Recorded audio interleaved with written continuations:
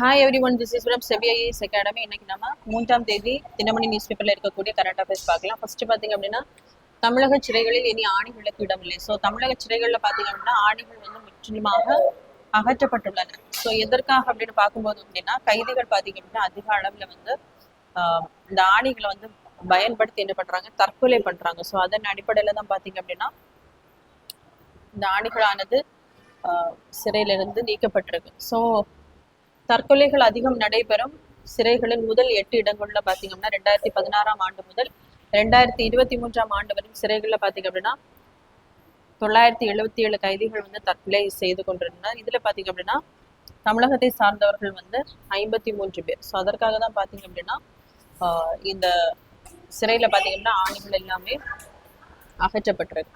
So அடுத்ததான் பாத்தீங்கன்னா கைபேசி வழி அவசர கால எச்சரிக்கை நடைமுறை அறிமுகம்.